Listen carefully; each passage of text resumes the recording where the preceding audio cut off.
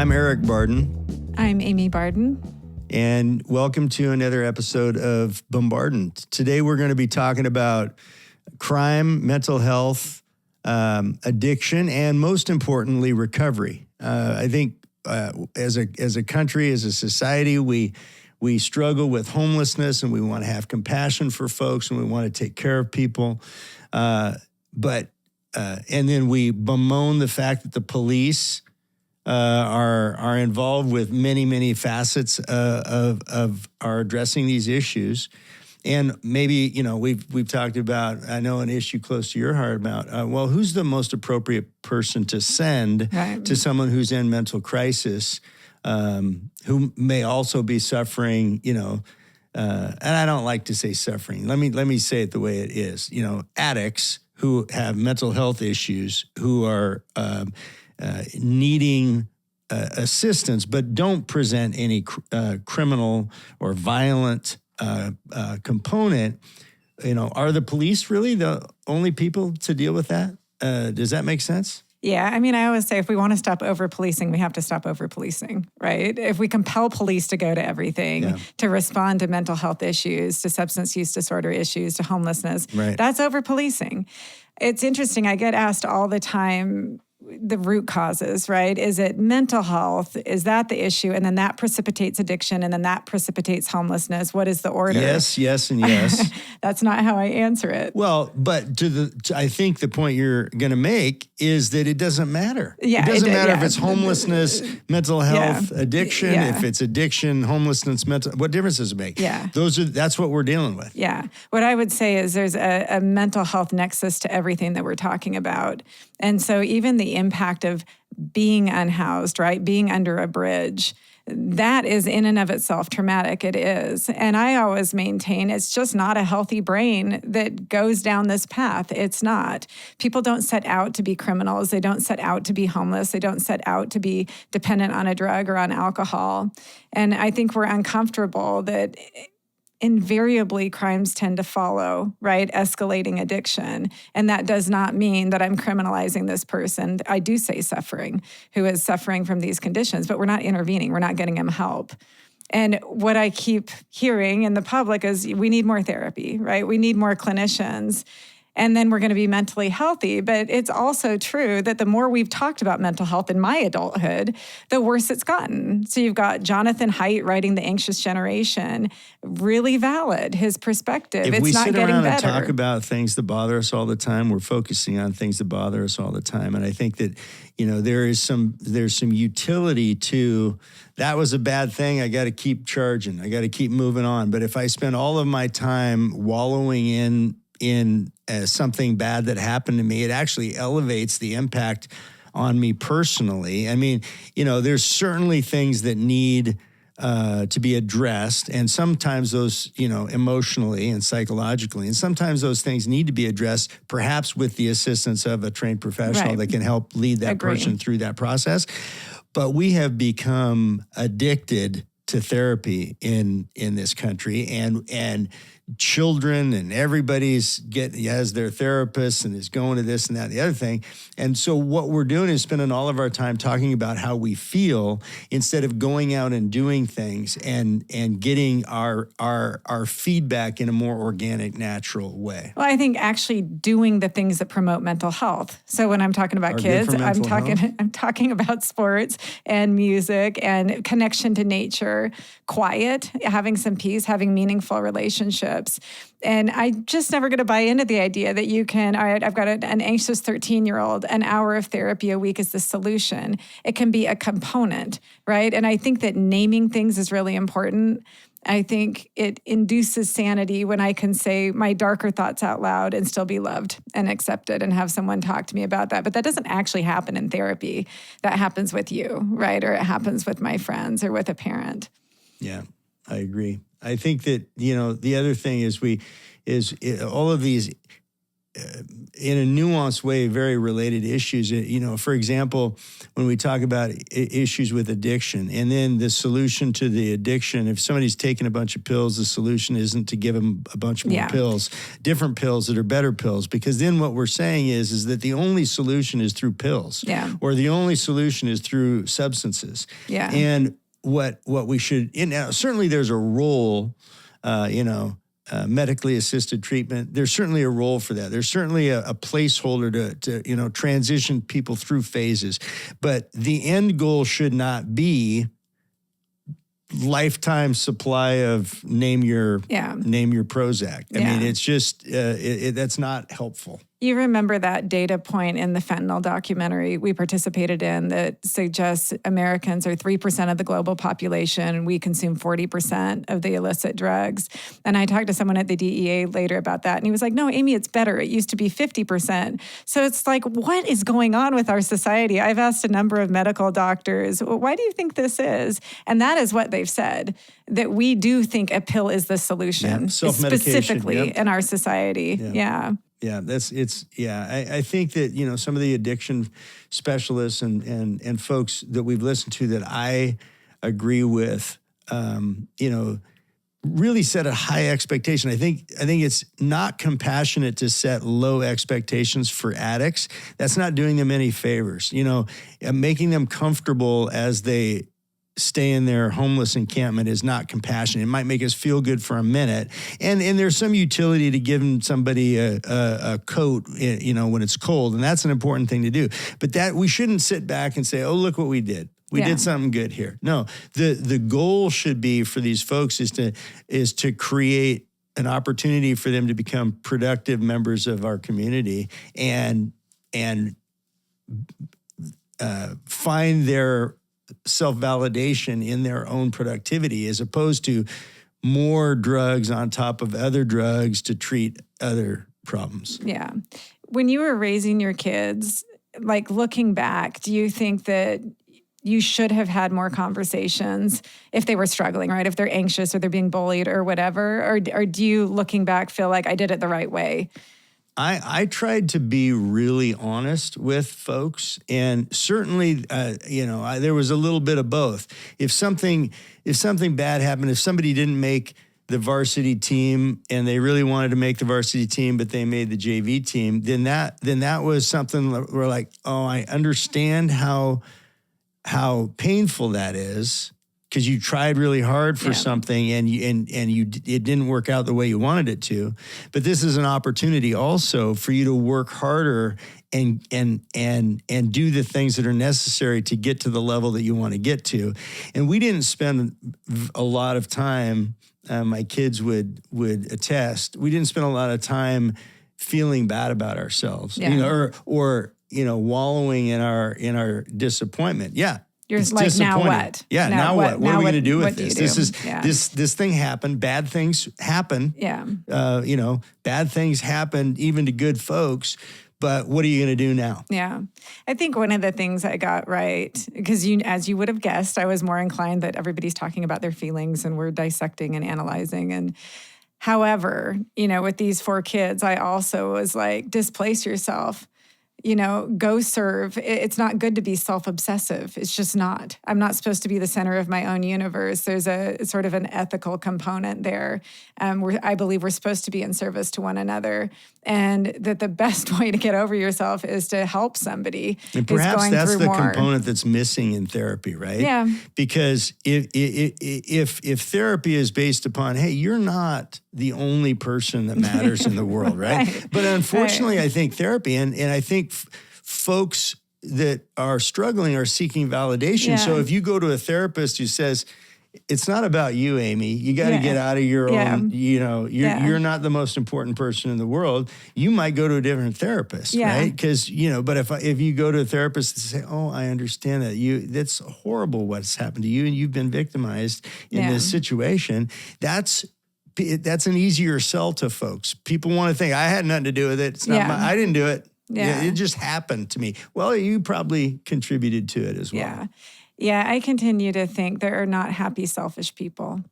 I mean, not the way that I would define happy, content, peaceful. It's just not a thing. I think the people who are the most joyful and living the most fully are in service to others and are deeply concerned about others. Well, what we need to do is we need to talk to Joe Barsana about how folks who have gone way off the rails and are living unproductive life of addiction or mental health or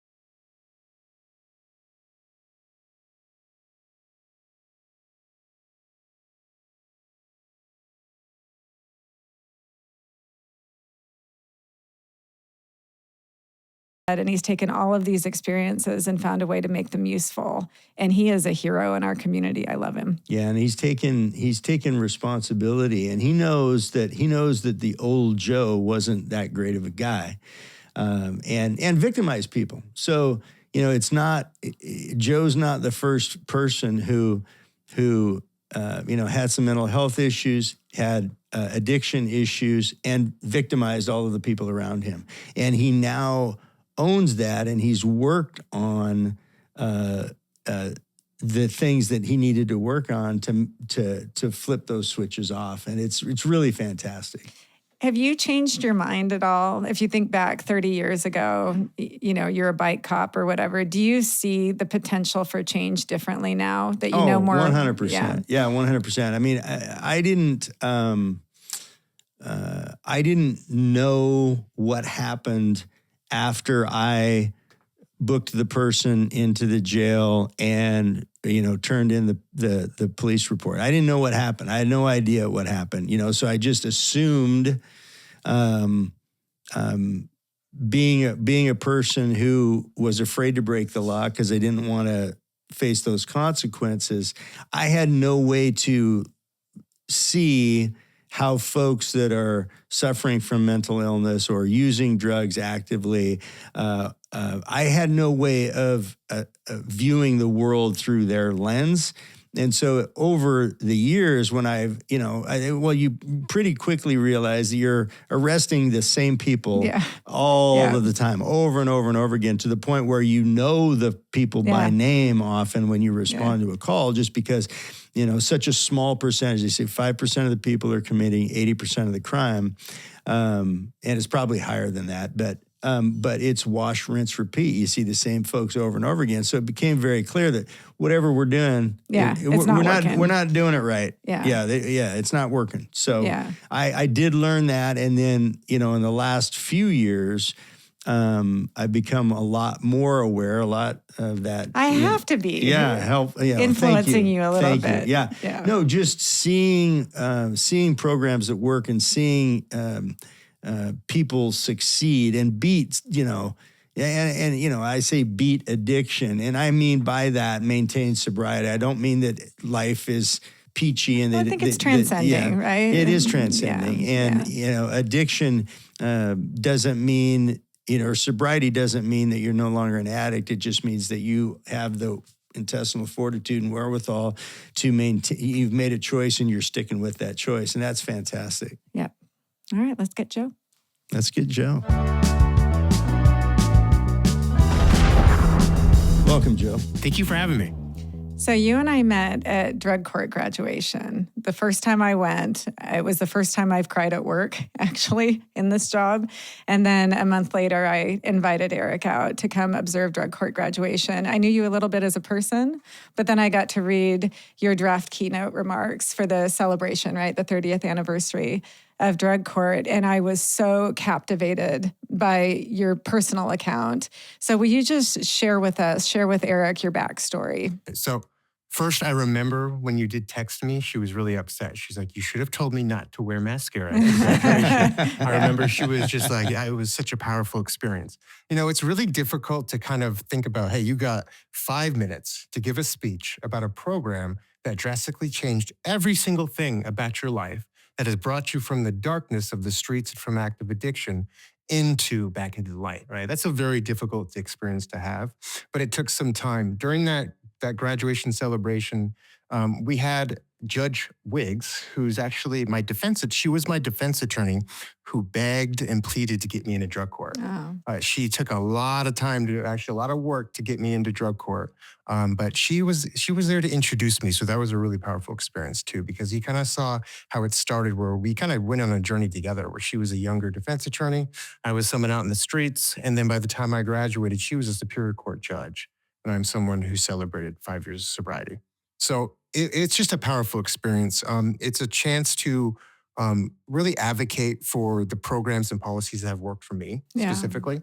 I always say things don't always work for everyone. There's no one size fits all. But I can tell you this program worked directly for me because it was such a powerful experience of different resources I got. And given that time at a graduation celebration to actually talk about those things, it's a really important opportunity for folks like me who to scream from the mountaintops that we do recover because we can recover. It's really meaningful too for others who haven't had the experience of addiction, but want to see evidence of people getting better and overcoming what is a very, very profoundly difficult circumstance in their life. So take us back. So tell us, like, we want to know, like, how it started, where you, how you grew up, what went wrong, and then what went wrong, what led to addiction, and then of course, the course of recovery. Absolutely.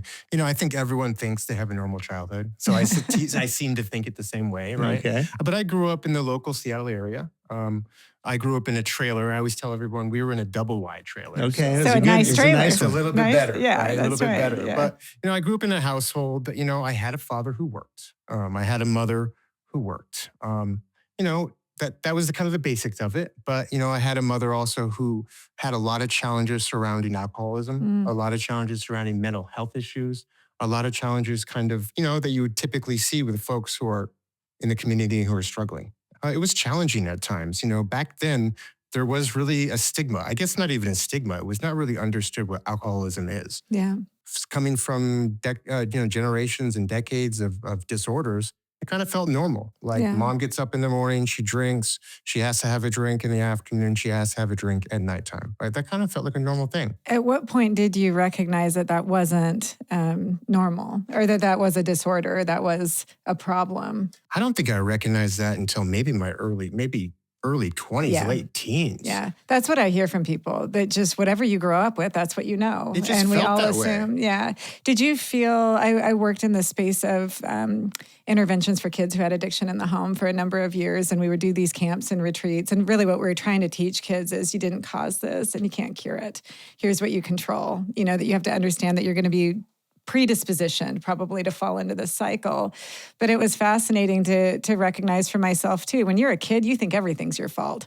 Divorce, that's your fault. Dad's mad, that's my fault. That's just how we think. So did you do that? Did you feel like you could make things better or worse for your mom? I think by the time I started recognizing that, I started using drugs myself. Is that right? I think I started pretty much using on a regular occurrence about 13 years old, maybe younger than that. So I think by the time I even could comprehend something of that a complexity, I was already numbing my feelings, and I already had a significant amount of mental health disorders. I had a significant amount of things that were happening in my life that, as someone who's younger and you're going through these events and you're going through trauma, sometimes you just don't know what it is. That's just what it is. I remember being a younger kid and feeling different than everyone, if that makes sense. Yeah. There were times that I didn't want to get out of bed. There were times that I had an enormous amount of fear to even go to school. I later found out that I had, major depressive and major anxiety disorder, specifically even so extreme that I had psychotic features with that itself. Yeah. So, I didn't know what that was. Did you have siblings? I did have siblings, right? Yeah. And I was the one, they always say the black sheep, but I was the one that struggled, right? Yeah. I was the one that struggled. We had a sister that kind of grew up with me. I had another sister who lived on the other side of the country as well. So we had family kind of sporadically around the country, but I had my core amount of brothers, but them, they did pretty well. But again, in our world, in our lives, using marijuana, using alcohol, that was normal. That's a normal thing to do. This is what people do. That's what we do. Absolutely. Yeah. So when do you think things started to spiral? I mean, did it just get progressively worse, or did you have seasons that were more productive?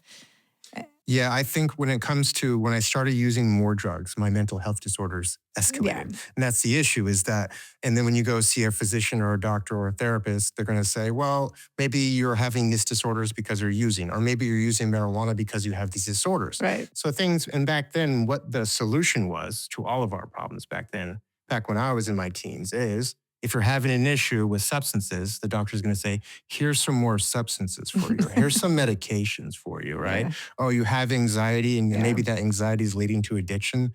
Here's some Xanax, right? I was Yeah. prescribed Xanax, clonazepam, heavy medication since I was 14 years Wow. old, right? Wow. So I don't think there was ever a point where I understood even that I was addicted. I don't think I was even, I don't know what that word really meant, addicted. What I know is that on my father's side of the family, he grew up pretty rough. And he, like myself, I consider him one of my heroes in my mind, is he dug himself out of the streets of Boston, right, where he lived in Massachusetts. He dug himself out to having born with nothing, having to drop out early of school, to right becoming a Boeing engineer. So Wow. he had that type of tenacity to kind of grind it out.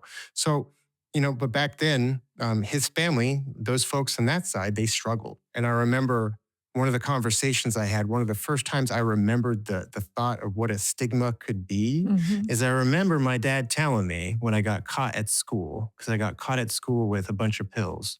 And I took a bunch of pills. It didn't react well. That was my first interactions with the police department. And I remember him saying, you don't want to be like my brothers or sisters, right? I didn't know what that meant, right? I didn't know what that meant. I know that my uncle maybe has served time for bank robbery. I knew that other folks might have struggled. But back then, addiction or just drug use itself, it seemed just normal. So Yeah. it's hard to even look back to say when this certain point was. But when I started, using marijuana and then kind of escalating my use to ecstasy, cocaine, anything that you could imagine. I always tell folks that by the time I graduated high school, I have used, PCP, methamphetamine, opiates, cocaine, every drug that you can imagine. I've already used that drug by the time I graduated. Yeah. Because it was just, and also it was very available Yeah. to my generation. You know, I've never thought about what we imply when the solution is a pill, right? That if you have somebody who's already probably using substances to react to something, right, as an escape. I hear people say that it's the only time I felt good, or it's a reprieve at the end of the day or whatever, to have then a medical professional saying what you need are different drugs, that you're still actually affirming that, the thought process, right? That is affirming the thought process. Along the same lines, I always like to mention what I think really held me in there, why I graduated high school, was, back then, what I think about accountability is a big part of my life back then was football. I loved playing football. That was my thing, right? I played football throughout my younger years. I played football in high school, right? And those coaches, even though they knew I was struggling, are the ones who got me next, right? Those folks who kind of moved me to the next step, right? I think they're primarily one of the biggest reasons that I was able to get through high school. Yeah. Back then, I didn't know that they were like my mentors. Right. They were my first mentors going to help me when I was struggling. Well, and the accountability. So this guy was a youth football coach for a long time and a I quarterback. coached football for about 10 years and played football for a number of years. And so I know the importance of that. I relate to that, the importance of coaches and how meaningful those men are in young men's lives. It's critical. So tell us, you graduated high school, you played football, you learned some things. So you learned about tenacity, you learned about working hard, you learned about being strong and all that through playing football. But you've been using drugs a lot, and you've got some other challenges, but you get graduated. So then what happens? You can only hang on for so long, right? You can only hang on for so long. You can only stay at your sister's house for so long before she kicks you out. You can only stay so long at your dad's house before he kicks you out. Right. You can only stay so long with certain people before people say, we got to cut you loose because now you are affecting our lives. Right. So my early 20s was that I was hanging on, going from job. Right. I would get a job. I would get fired from that job for using drugs, not showing up, doing things I wasn't supposed to be doing. I go to the next job. Right. That only works for so long until you have no options, right? Mhm. Because I couldn't stabilize. I didn't know how to get better. I didn't have anyone in my life to show me, here's the righteous path, or anybody in recovery to say, hey, you have a substance use disorder. This is what I did to get better. Maybe perhaps you can do that to get better. Yeah. I didn't have that, right? So I struggled immensely. And that was, at that time, I found cocaine. And I always say, when you start using drugs like cocaine and specifically rock cocaine, crack cocaine, things will spiral quickly. And in my early 20s, it spiraled. At work, I was arrested by the Seattle Police Department at work, right? Because I passed out in a hallway and they found me unconscious with crack cocaine on me and drugs on me, right? And that was the first time in my early 20s that I actually, thankfully, that sounds like a weird word, thankfully, but thankfully, the police department got me. And actually, I went to my first treatment center, right? And that's the first time my entire life that I even heard the word addiction or recovery or Interesting. 12-step or higher power. It wasn't until probably 24, 25 years old, I hadn't heard those terms. It was a foreign idea to me. And that's when things started to change. I went into Lakeside Milan here locally in Kirkland, and they started talking to me about these things, about, hey, this is what withdrawals are. I didn't even know what withdrawals were for a very long period of time, right? I didn't know that one of my last jobs, I had access to prescriptions of Oxycontin. And after I was still in these prescriptions, I would be using them and I didn't know why I was sick. I didn't know that I was actually in opiate withdrawals, right? And then my first time in treatment, I started getting the little tools that I've never had before. Those little teeny tools, taking a look at yourself.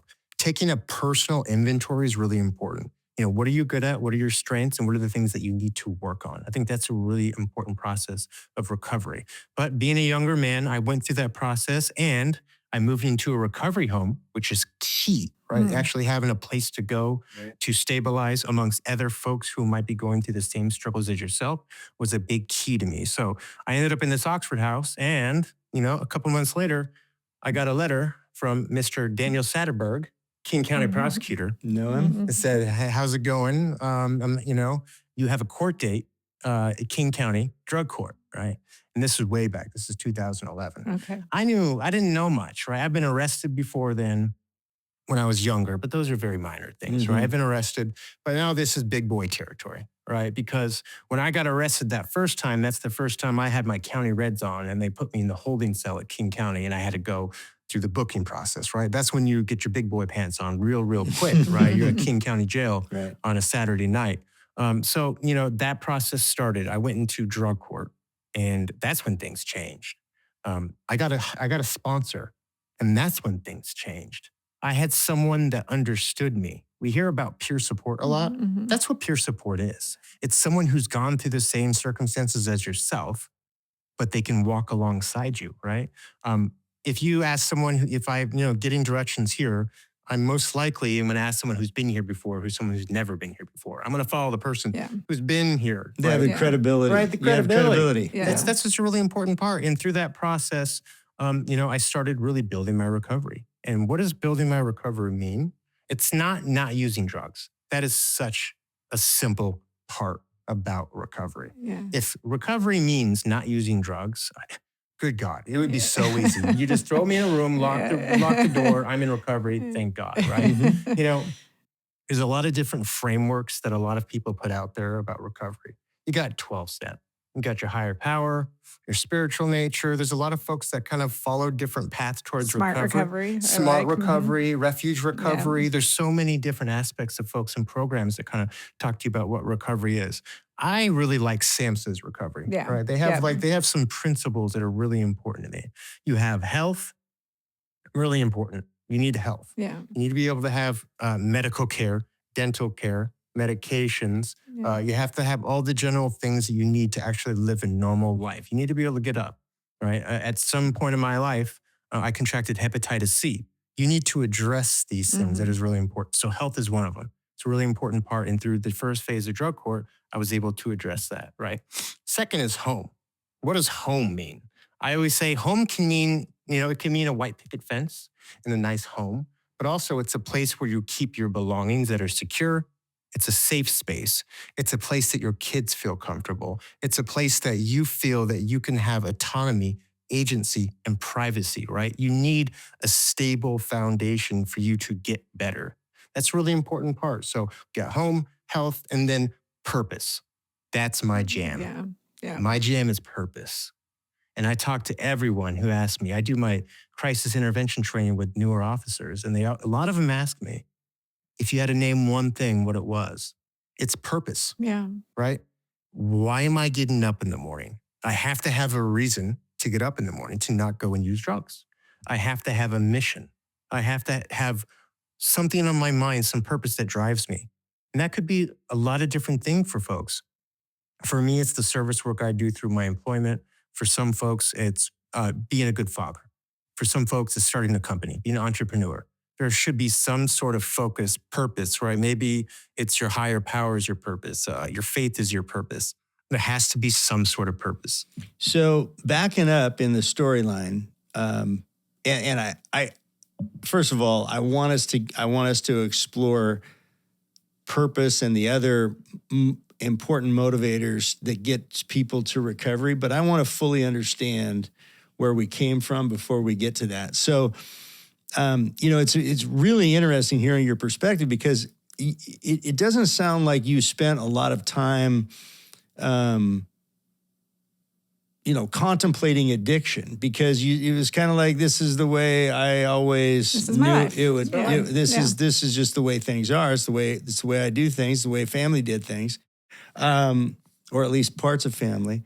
And so when you got arrested and you were in King County Jail and you had the pretty red outfit on, so what are you thinking at that point? And you're an addict, so now you've been separated from your drug or drugs. What are you thinking? What's going through your mind right then? First thing is fear. It's incredibly scary when you're first in that environment. You've never gone through anything like that, right? Second, in which is the raw feeling, is what am I going to do to get some cocaine? Exactly. What am I going to do when I get out? The only phone number I had memorized at that point was my dope man's phone number. That's the truth. That was was the number I had memorized, right? And I knew that right when I got out, I'm going to go and use cocaine immediately, right? So that's what I so you get booked. How long in your mind are you thinking you're going to be in there? I didn't know at that time. I had no idea. Are you scared? Oh my God, I'm going to be here a while. Oh my God, I'm going to be here for a while. I'm going to get sick. I'm going to get sick. I'm not going to feel very well, right? And of course, when I was let out, what's the first thing I did? Right? Go get dope. I'm going to go get some cocaine right away. Of course. That's the first thing I'm going to do. Yeah. Right. But again, that was the first time during that period of chaos.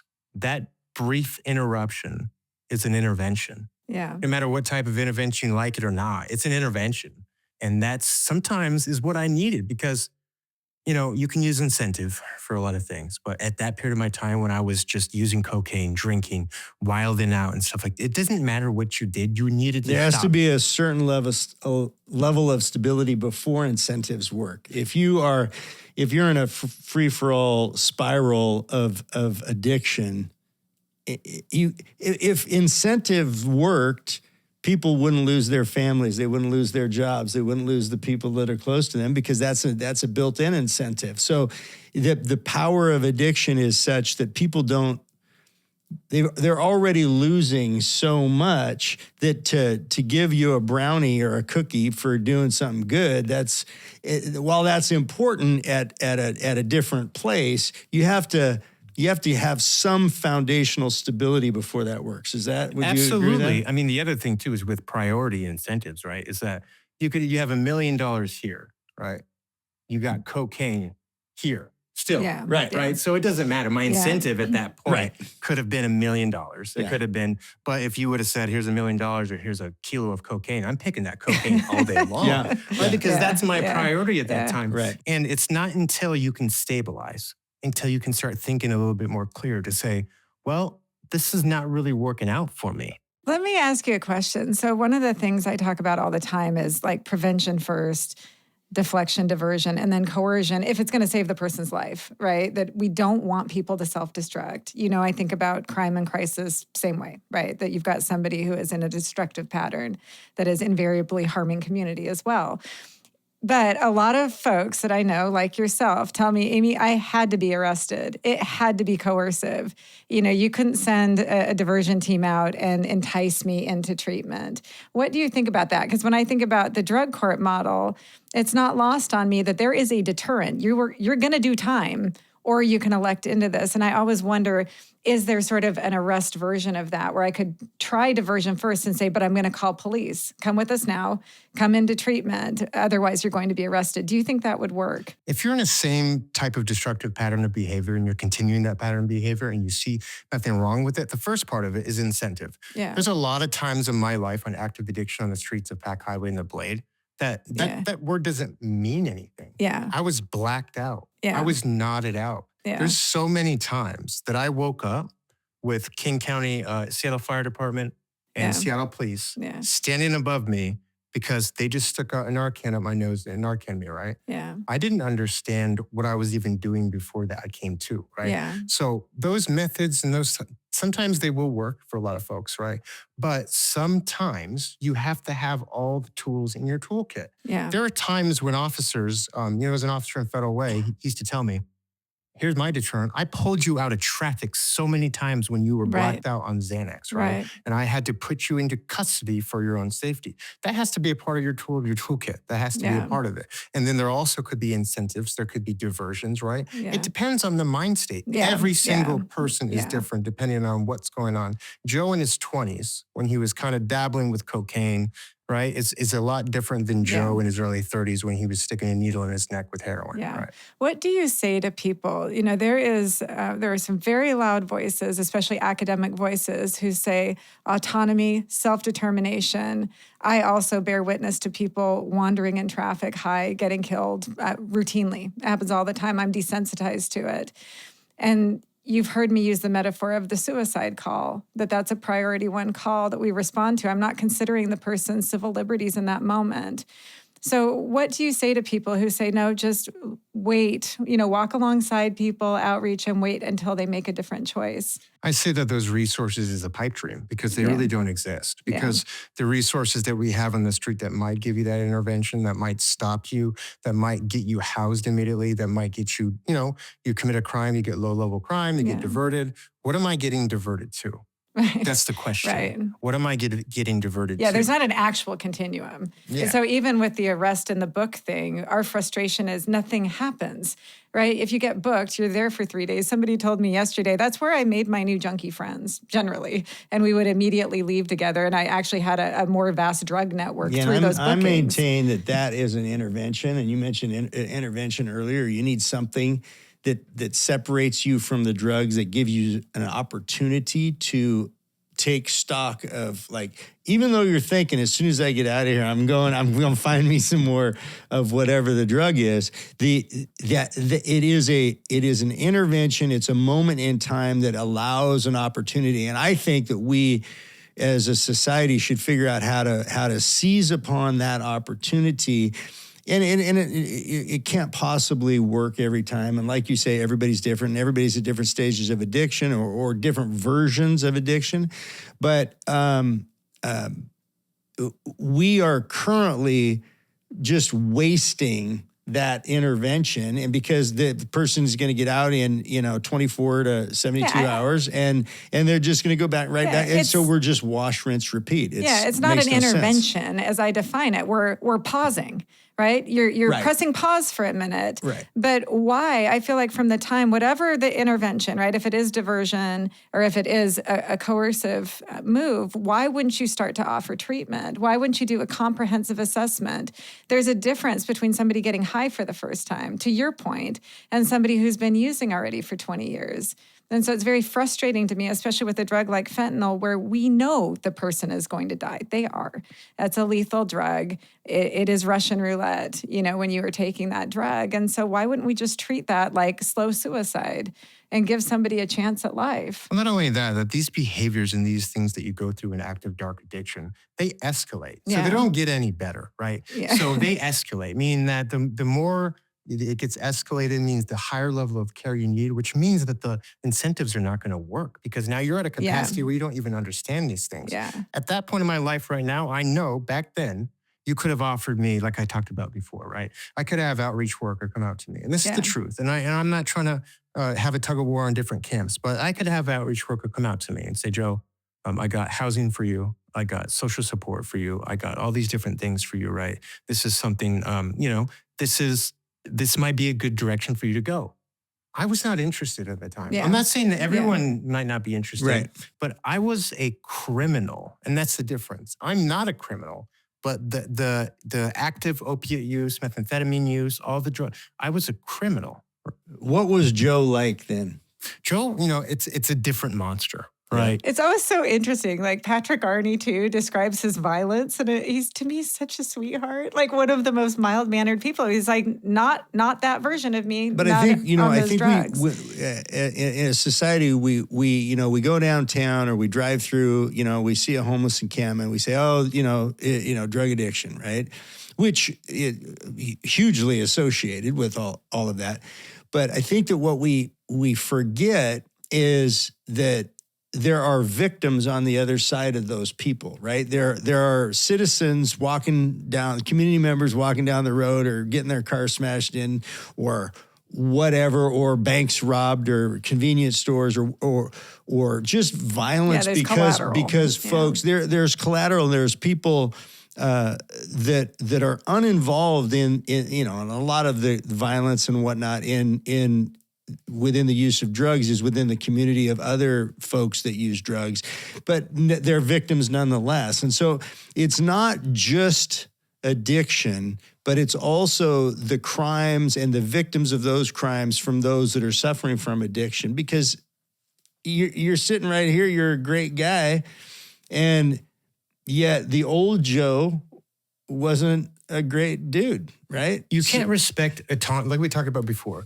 You can't respect someone's autonomous personal decisions to make the choice, right? If someone was actively using fentanyl and going to grad school and showing up, I don't think anybody would care. Right. Okay? Yeah, it's just not a thing. It's a glass of wine. Yeah. The reality is that the symptoms of fentanyl use, it's dark. Yeah. Right. And the things that folks see on the streets we unfortunately have to see the folks who are out there suffering. That's just a little part of it, right? But the reality is that there are pimps on Aurora that are taking advantage of vulnerable women who are trafficking them for sex so that they can get profits, right? And how do they do that? They keep them addicted to these drugs. That's just how that's the reality of the deal. So pivoting now to the goodness, what are the foundational principles? And you were getting into this a little bit. So what are the things that are necessary for you and others to beat the beast of addiction? Not that you're not always an addict. I mean, I don't want to get into all that nomenclature, but you're a perfectly highly functioning member of society now, and you weren't before. What were the principles that got you there? Well, thank you for saying I'm a good member of society. You are. That's a big thing coming from the Bardens right now. I know. Right. Like I talked about before, the difficult part about this whole situation about recovery, it's not just stopping using drugs like I talked about, right? You have to have the things like I talked about, the really important reasons to get up in the bed. You have to have connectivity. But the opposite of addiction is what we hear from that famous TED Talk. Connection. Is connection. Right, connection. Right? You have to have connection to your community. You have to have people you feel connected to, family, friends, a sober support network, right? There's all those things combined that really makes what recovery. But that's what's so difficult about these 30-day treatment centers, right? If you put me in treatment after 20 years of using, I have no family connections, I have no job history, I have a criminal conviction history, I have no rental history, bad credit history, Joe, go get a job. Yeah. I don't have ID, I don't have a social security card. Yeah. We'll figure that out, right? Yeah. So it's not that easy because it's so difficult. All those aspects of recovery. I mean, if you had to start over tomorrow, try getting that in a 30-day stay somewhere at a hotel, right? Yeah. It's like, I got to get friends now. I got to get family now. I got to get employment. I got to get consistent income. It's just really difficult. But just what makes you successful today is what's going to make someone in recovery successful today. And they need to start building those things to get that back.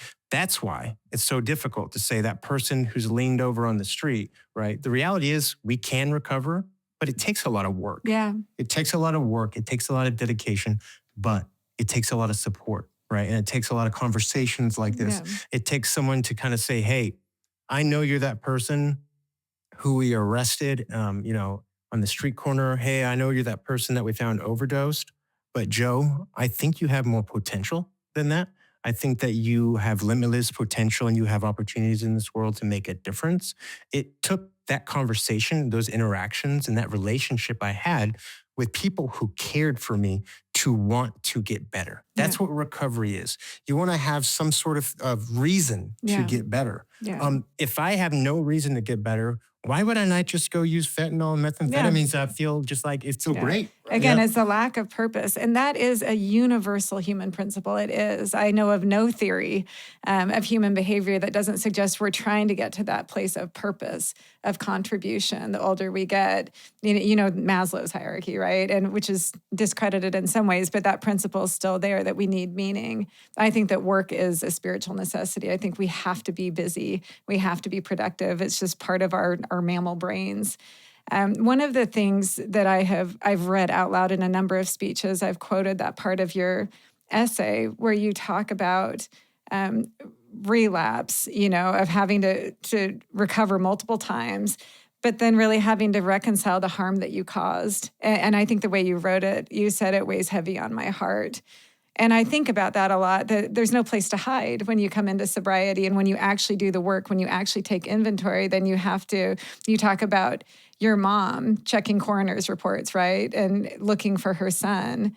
I think that brutal reality, how did you navigate that? How were you able to forgive yourself and reconcile the harm that you had caused and then move forward? That's the most difficult part, right? It's really healing from the trauma, right? Yeah. Because the interactions that you have to go through when you're out on the streets of active addiction, you're going to make decisions that the normal Joe Barsana would not do. Would not make. Right? There's a switch in my brain. There's the dark Joe and then there's the light Joe, right? There's the Joe who takes considerably brutal actions in active addiction and ruins every relationship, takes advantage of every single person, will steal from everyone, will take everything, will manipulate, will lie. So once you wake up from that nightmare, you're woke now. And now in recovery, those things are not going to serve you well anymore. Right. But they're still there, right? There's ruined relationship, they're still there. My sister, my brother, they had kids that I didn't meet for years and years and years. Yeah. And I had to kind of reconcile that, hey, I've been removed from my family's life. I've been victimized in this community for this long. You have to not just rebuild your life, but to me, my service of giving back, right? That's me making amends. That's me making amends to the community by giving back. I always say I've committed, there's a significant amount of crimes I've been committed, I've been convicted for. But there are times in my active addiction I look back and I think to myself that car, that Honda Civic I stole, that had that kid seat in the back. Yeah. What did she do in the morning when she woke up and her car wasn't there? She was in a low-income housing and she woke up to maybe the only way for her to get to work, for her to drop off her kid in daycare, for her to actually survive in this world. I'm assuming it's a her, but for that person to survive in this world, I just shattered it, took it, and took off. Yeah. And I did that every day. So I victimized the community. I ruined lives every single day, right? And no matter if it's breaking windows, right? Stealing, breaking windows, violence, all those things that come along with it, there are going to be victims. And it is not okay because I have a significant disorder. It's okay that I have that, but it's not okay that the symptoms of that is me breaking into your car. Mm-hmm. It's me robbing you at gunpoint, right? That is not okay because the effects of my active addiction is really worsening the community around me. And I think it's proper if you're doing that perhaps the community needs to have a proper intervention on you to make sure those things don't stop. Not just the punitive side, but that stops and we rebuild you to make sure that, let's say you get out again, it doesn't happen again. So you went through drug court diversion, and how did it work the first time? The first time, it worked kind of the first time the same way it worked the last time, but with the first time, I say the second time I learned a lot of lessons, right? I got to learn from a lot of lessons in my first time.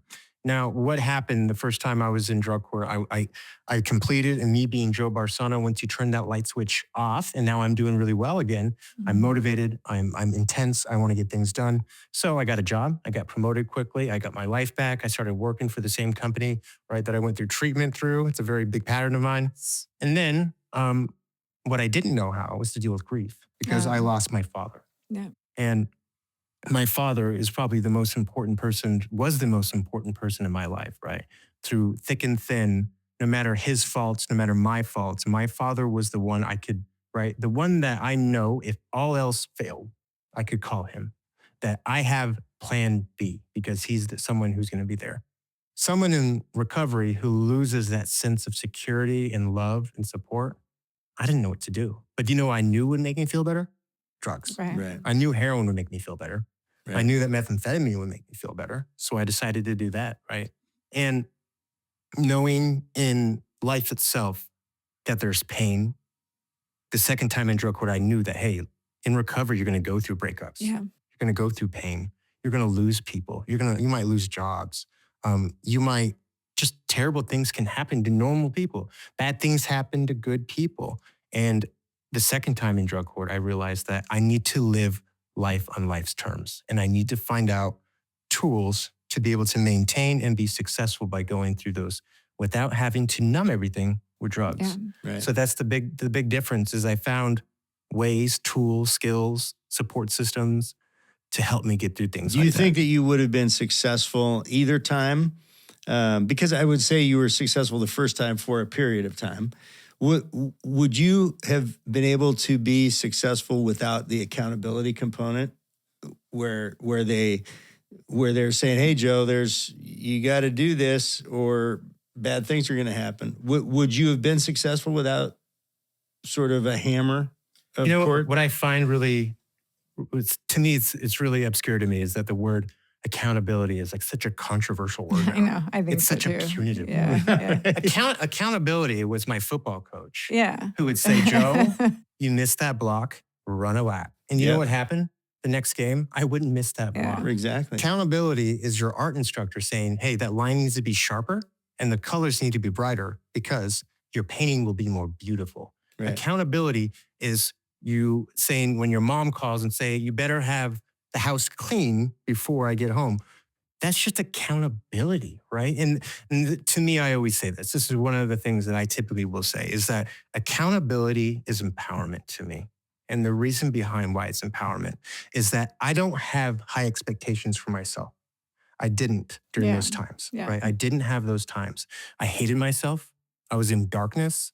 I crawled my way out of the streets, right? And by streets, I mean out of the mud, out of overdose, out of near-death experiences.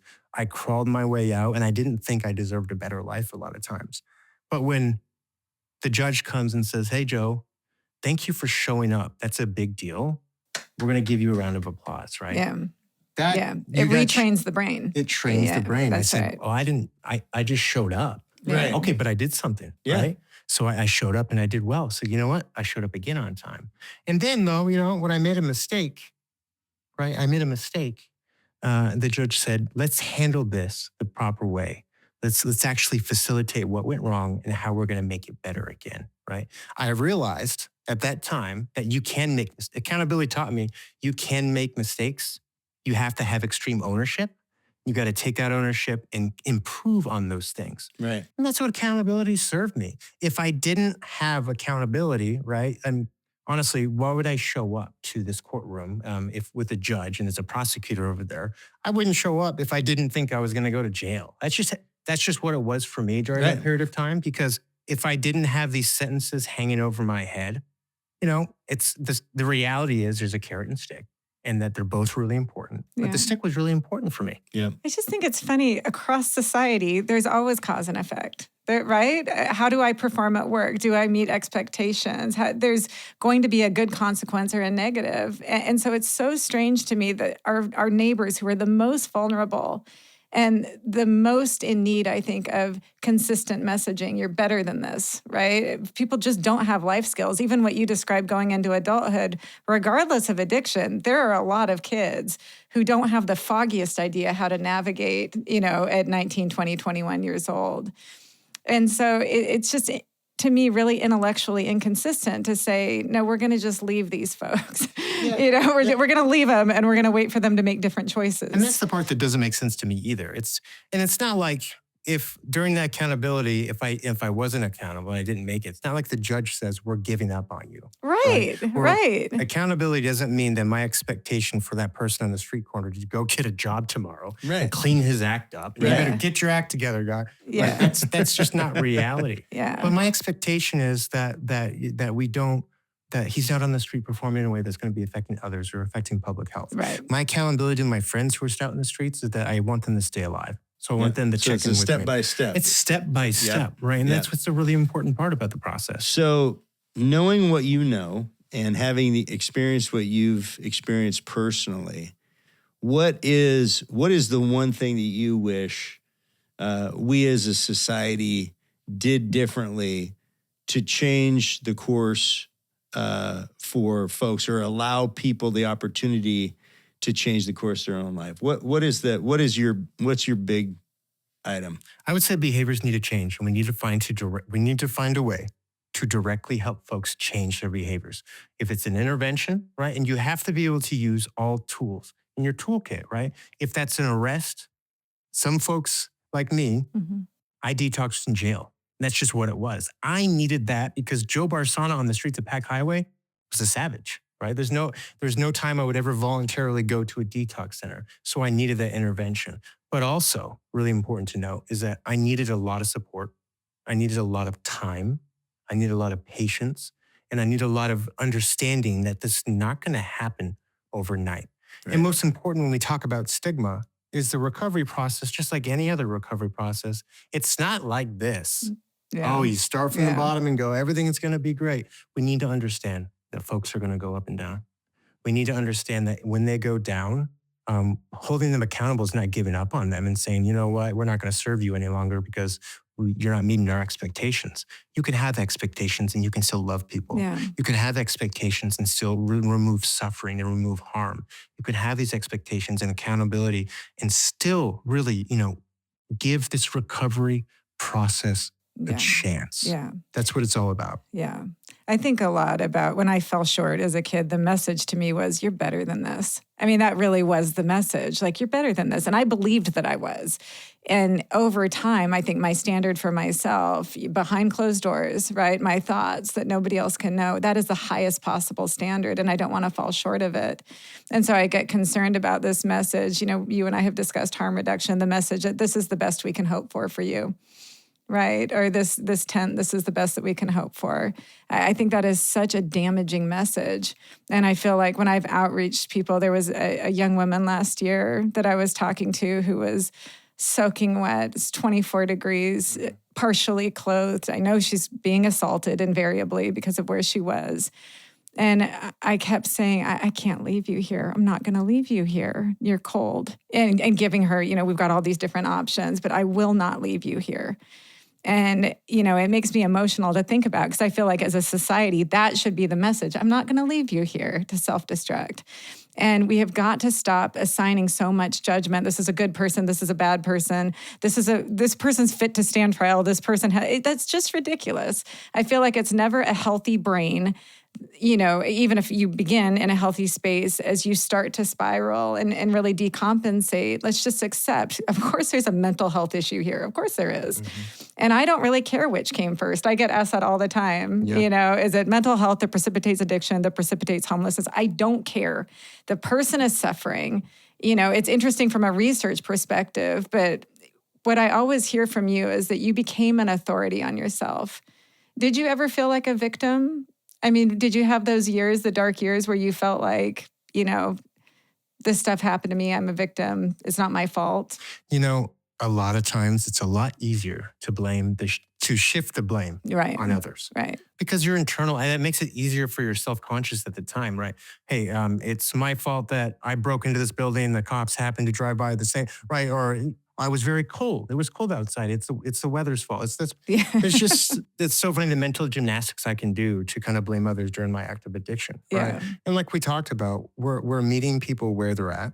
We're not leaving people where they're at. Right. Yep. And that's key, Yep. right? We can meet, Yep. and if they're not, and again, if they don't get, we shouldn't have an expectation of how somebody gets better. Yeah. Recovery is very individualized, right?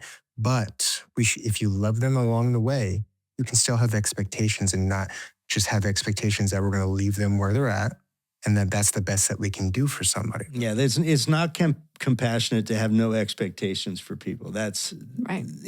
We need to hold folks accountable. We need to love them and help them and provide tools for their recovery. And then that's the best gift that you can give somebody is, Joe Barsana is now sitting here. Yeah. And he is, and I mean it. You're a great contributor. You're helping so many people. You're climbing mountains and doing all kinds of physical stuff that's fantastic. But you got there through a lot of hard work and some accountability and people taking care of you and helping you along the way. And we got to master that as a society because otherwise Joe Barsana would still be a savage on Right. Pack Highway or dead. Right. Or in prison. And so it just makes sense. We gotta help folks get out of that. I've had 37 close friends, family, very close connected people with me that have died by overdose, had died by gun violence, or died by suicide, directly related to substance use disorder or street life, Yeah. right? For back when I was on the streets suffering, I didn't care what you believed in. Could you give me the tools to help me get better? Yeah. I didn't care what camp you were in, right? Yep. Do we have the things to help someone better their lives? Do we have the tools to help someone get out of harm? There should be no debate about one side or the other. How do we improve things? We Yep. all want our community to be better. Yeah. How can we work as a team to improve things for everybody? I personally didn't care what if you were a Democrat or Republican. Yeah. When I was on the streets freezing, Yeah. if you're going to come and say, here's a blanket, I'm not going to ask you your party affiliation. You know what? I've said exactly that before. That nobody suffering has ever asked me my perspective on, Yeah. and I think that this is apolitical. I think we need to talk about human suffering as human suffering. I get anxious about the way we're sanitizing language, actually. And I think when I say Joe was experiencing substance use disorder, I think that is different than saying you were suffering and languishing and dying on the streets, which was the reality. Yeah. And so I know it's well intended, but again, the folks that Joe's I know, an addict and he needs help. Right? That's what we need to Yeah. say. Yeah. Well, we could we need to have Joe back. We could do a couple of different episodes, I think, on some of these complexities. And it's, you're an inspiration, man. You really are. You're an inspiration. And, I know that you're an inspiration to folks that are, on the same journey. And that's a beautiful thing. You're helping a lot of folks. And I was delighted that Amy brought me back into drug court. I'd only been to drug court one other time, and I'll tell you about that some other time. But it wasn't as happy a story. But no, it's fantastic to see the program helping people reclaim their lives, man, and become functioning members of our community and not committing crimes and victimizing others. And it's what we all want. It's a win-win-win for everybody. It is a win. We got to keep it going. And Joe, it will be the Joe Barsanas that actually heal and change society. It will. It's not going to be me. It's going to be you when we start to actually listen and then put into practice what you're teaching us. And that's when I realized that purpose came to dream, right? That's when when I realized that this is my purpose. Yeah. Yeah. Well, keep going. We're Thank with you. Awesome. All right. Well, once again, you've been bombarded. The Bombardened podcast is a Barden Squared production. Executive producers are Eric Barden and Amy Barden, and video and audio production of the Bombardened podcast is by Thread Theory Creative.